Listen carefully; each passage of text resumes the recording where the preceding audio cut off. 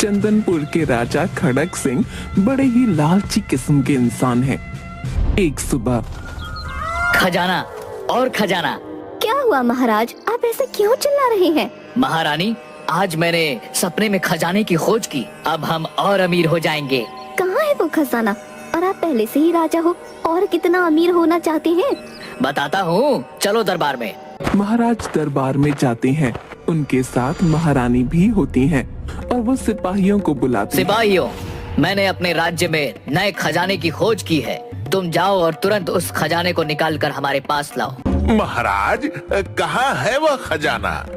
हमारे राज्य के जिस घर के बाहर आंगन में 2 दरवाजे हो, एक पेड़ हो, उस पेड़ से बकरी बंधी हुई हो, दूसरी तरफ घास काटने की मशीन हो, बस उसी जगह को खोदना और तुम्हें वहाँ पर छुपा हुआ खजाना मिलेगा। महाराज, माफी हो, लेकिन क्या वह हमें अपना घर खोदने देंगे? गुस्ताख, ये लो शाही फरमान और उनको बोलना यह शाही फरमान महाराज ने खुद लिखा है। जो इस काम के बीच में आए उसे गिरफ्तार करके हमारे पास ले आना। महाराज, मुझे लगता है ये सही नहीं है। किसी का घर ऐसे क्यों खोदना? महारानी, आप हमारी महारानी होकर ऐसी बात कर रही हैं। सिपाहियों, तुरंत हमारे आदेश का पालन किया जाए। सिपाही महाराज का दिया हुआ फरमान और नक्शा लेकर राज्य में निकल पड़ते हैं। बहुत लोगों से पूछते हैं, लेकिन किसी को उस घर के बारे में कुछ नहीं पता होता। तभी बाजार में असलम और मुनव्वर पर सिपाहियों की नजर पड़ती है।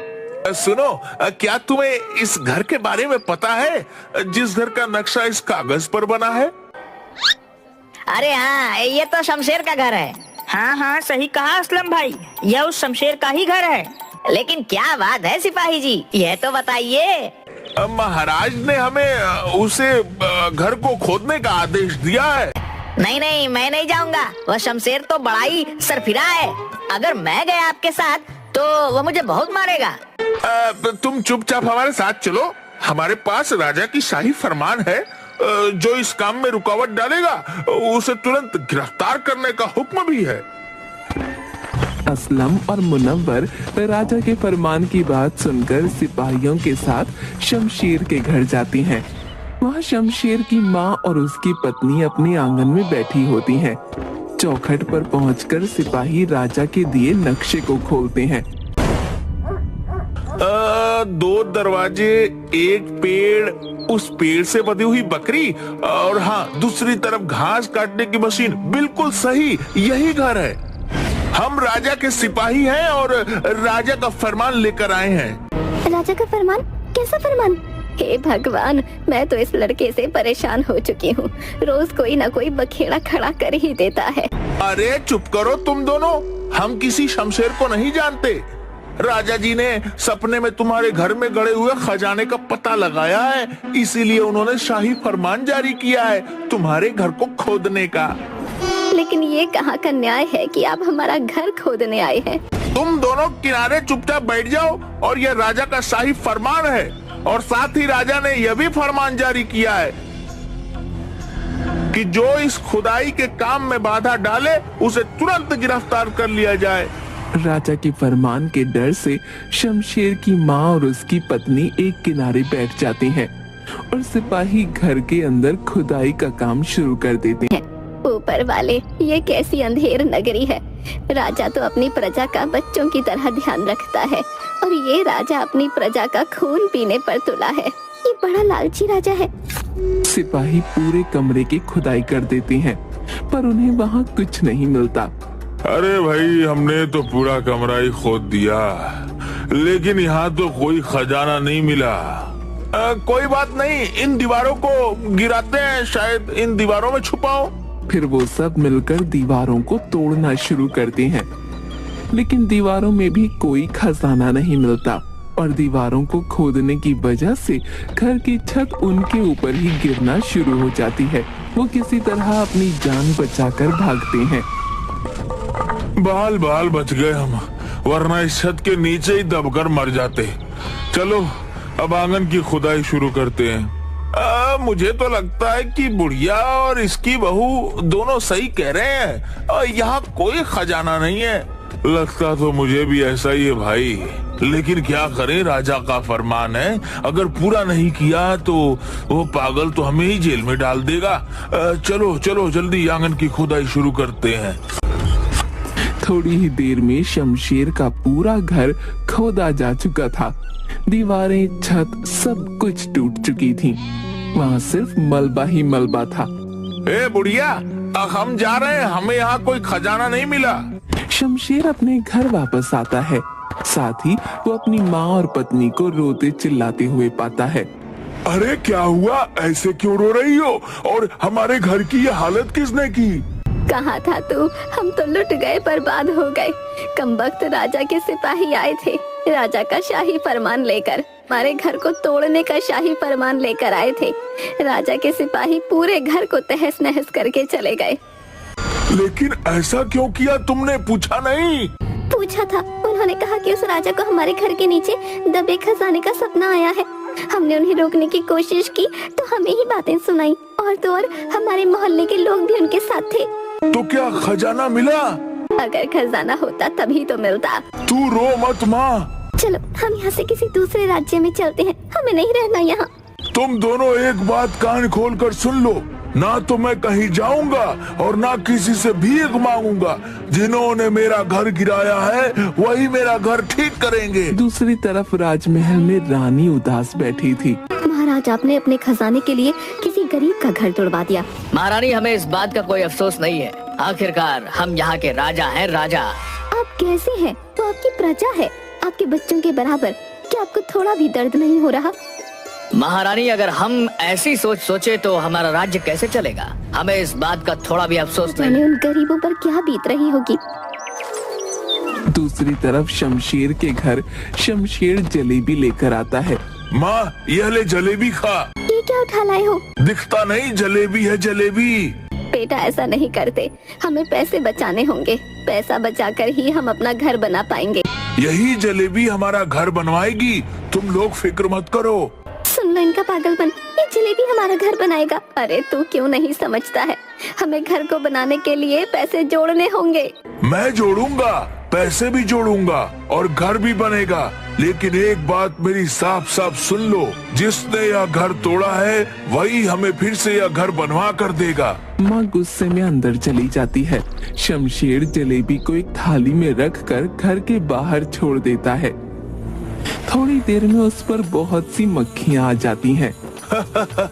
आ गए तुम मेरे घर को तुड़वाने वाले और मेरा नया घर बनाने वाले। शमशेर 2-4 मक्खियों को उठाकर डब्बे में डालता है और उसे लेकर राजमहल जाता है। महाराज, यही है वह शमशेर जिसका हमने घर तोड़ा है। लगता है यह मुआवजा मांगने आया है। आने दो इसे, अगर इसने मुआवजा मांगा तो हम इसका सर कलम कर देंगे। महाराज की जय हो, आपको हमारा सलाम है। हाँ शमशेर, बताओ क्या शिकायत लेकर आए हो? महाराज, मेरे घर में चोर घुस गए, पूरे घर की जमीन को खोदकर उसे गिरा डाला। मैंने उनमें से कुछ चोरों को तो पकड़ लिया, लेकिन कुछ भाग गए। महाराज, आप उन बचे हुए चोरों को पकड़ने का फरमान जारी कीजिए ताकि मैं उन चोरों को पकड़ सकूं। हाँ हाँ, हम फरमान जरूर देंगे, लेकिन पहले तुम पकड़े हुए चोरों को तो दिखाओ। महाराज, इनको तो मैंने मार दिया और बाकी भाग गए। ये मक्खियों को चोर बता रहा है, बड़ा ही बेवकूफ आदमी है। क्या ऐसे बेवकूफ भी रहते हैं हमारे राज्य में? महाराज, क्या आप मेरे साथ न्याय करेंगे? मुझे उन चोरों को मारने की इजाजत देंगे? हम देंगे, मगर ये तो मक्खियाँ हैं। जो भी हो महाराज, मुझे इन्हें सजा देने का फरमान चाहिए। ठीक है शमशेर, हम अभी शाही फरमान जारी करते हैं ताकि तुम चोर को पकड़ सको, जिंदा या मुर्दा। महाराज शाही तख्ती पर फरमान लिखते हैं और शमशेर को देते हैं। महाराज की जय हो, आप बड़े ही न्याय प्रिय हैं। लेकिन एक बात बताइए महाराज, अगर किसी ने मेरी शिकायत करी तो? अगर किसी ने तुम्हारी शिकायत करी तो हम उससे 100 उठक बैठक लगवाएंगे। महाराज की जय हो, महाराज की जय हो। शमशेर के जाने के बाद सेनापति जी, क्या हमारे राज्य में ऐसा भी मूर्ख रहता है? दरबार में सब महाराज की बात सुनकर हंसने लगते हैं। दूसरी तरफ शमशेर अपने घर जाता है और कुछ ढूंढने लगता है। तो क्या ढूंढ रहा है? बोलता क्यों नहीं? चल रोटी खा ले। रोटी बाद में खाऊंगा, पहले मुझे मेरा काम करने दे। और वो अंदर से एक बड़ा सा डंडा लेकर आता है। अरे अरे तू ये लेकर कहाँ जा रहा है? कुछ नहीं कर रहा हूँ, तुम दोनों चुपचाप घर में बैठो, मैं जा रहा हूँ अपना बदला लेने। और वो डंडा लेकर मक्खियों को मारता हुआ असलम की दुकान पर पहुंच जाता है। क्या चाहिए? शमशेर को चुप रहने का इशारा करता है और डंडे से उसकी दुकान पर रखे सामान पर बैठी मक्खियों को मारने लगता है। साथ ही सामान भी तोड़ता जाता है। ये क्या कर रहा है? तेरे बाप का माल है जो तू सामान तोड़ रहा है। तू चुप कर, यह राजा का फरमान है, कुछ बोलना मत। असलम की पूरी दुकान में तोड़ फोड़ कर देता है। असलम महाराज के दरबार में जाता है शमशेर की शिकायत लेकर। आज की कार्यवाही शुरू की जाए। महाराज, ये असलम अपनी गुहार लेकर आया है। बोलो असलम, क्या गुहार है तुम्हारी? महाराज, मैं शमशेर की शिकायत लेकर आया हूँ। शमशेर को हमारे सामने लाया जाए। सिपाही शमशेर को पकड़कर दरबार में लेकर आते हैं। बोलो असलम, क्या गुहार है तुम्हारी? महाराज, इस शमशेर ने मेरे दुकान का सारा सामान तोड़ फोड़ दिया है और जब मैंने इससे बोला तो कहता है यह राजा का फरमान है, वह भी शाही। महाराज, क्या सच में आपने ऐसा फरमान दिया है? शमशेर, क्या बात है? बताओ। महाराज, मेरी कोई गलती नहीं है, यह नाइंसाफी है। मैं अपना काम छोड़कर आया हूँ। मैं चोरों को मार रहा था और मैंने इसके दुकान में चोर को बैठे हुए देखा और उन्हें मारना शुरू किया, क्योंकि महाराज आपने ही फरमान में लिखा है कि चोरों को जिंदा या मुर्दा कैसे भी पकड़ो। तो मैं उन्हें डंडे से मार रहा था और यह बीच में आया। जब मैंने इससे कहा कि यह महाराज का शाही फरमान है तो इसने कहा महाराज के शाही फरमान की ऐसी की तैसी। गुस्ताख, तुमने हमारे शाही फरमान के बारे में गलत शब्द कहे। सिपाहियों, इस असलम से 100 उठक बैठक लगवाए जाए। महाराज, मैंने यह नहीं कहा था, यह झूठ बोल रहा है। गुस्ताख, अपनी जबान बंद करो। सिपाहियों, हमारे हुक्म की तामील हो और शमशेर को बाइज्जत बरी कर दो। शमशेर बड़ा खुश होता है और अपना डंडा लेकर निकल पड़ता है। चौक पर शमशेर को उस दिन सिपाहियों के साथ आए हुए 2 लोग रामू और हेमंत दिखते हैं। अरे शमशेर भाई, क्या बात हो गई? ये डंडा लिए क्यों घूम रहे हो? कुछ नहीं भाई, चोरों की तलाश में निकला था। तभी हेमंत के कंधे पर मक्खी बैठी दिखाई देती है। वो जोर से 2 डंडे लगाता है और मक्खी को मार देता है। उसे उठाकर डब्बे में रख लेता है। फिर शमशेर एक जोरदार डंडा रामू के हाथ पर लगाता है। शमशेर मक्खी उठाता है, डब्बे में रखता है और आगे बढ़ जाता है। रामू और हेमंत शमशेर की शिकायत लेकर राज दरबार में जाते हैं। महाराज की जय हो, हम शमशेर के खिलाफ शिकायत लेकर आए हैं। यह समझ में नहीं आता कि जब हमने शाही फरमान जारी कर रखा है तो बार बार शिकायत लेकर क्यों आते हो? सिपाहियों, इन दोनों से 100 उठक बैठक लगवाए जाए। सिपाही उन दोनों से 100 उठक बैठक लगवाते हैं और बाहर फेंक देते हैं। दिनों में पूरे राज्य में खबर फैल जाती है कि शमशेर के खिलाफ शिकायत लेकर जाओ तो महाराज 100 उठक बैठक लगवाते हैं। और दूसरी तरफ शमशेर डंडा लिए घूमता रहता है और उसका घर तोड़वाने में जो लोग सिपाहियों के साथ आए थे उनके ऊपर मक्खी बैठी देखकर जोरदार डंडा लगाता है। लोग शमशेर को देखकर भागने लगते हैं, लेकिन शमशेर किसी को डंडे मारने और अपना बदला लेने से बाज नहीं आता। कुछ लोग इकट्ठा होकर महाराज के पास जाते हैं। महाराज, गुस्ताखी माफ हो, लेकिन आपके फरमान ने तो हम सबको मरवा दिया है और अगर ऐसा ही चलता रहा तो वो धीरे धीरे पूरा राज्य खाली हो जाएगा। शमशेर को हमारे सामने लाया जाए। दूसरी तरफ शमशेर को देखकर लोग भागने लगते हैं और अपने हाथ हिलाकर नाचने लगते हैं ताकि उनके ऊपर कोई मक्खी न बैठे। घर पर शमशेर की माँ सर पर हाथ रखकर बैठी होती है। क्या हो गया माँ, ऐसे क्यों बैठी हो? क्या करूं? एक तो राजा के सिपाहियों ने हमारा घर तोड़ दिया, दूसरा रोज तेरी शिकायतों से मैं परेशान हो गई हूँ। एक काम कर, महाराज का फरमान उनको वापस कर दे। क्यों कर दूं वापिस? अभी तो मुझे अपना बदला लेना है। तभी राजा के सिपाही आते हैं और शमशेर सिपाहियों के साथ महल की तरफ चल देता है।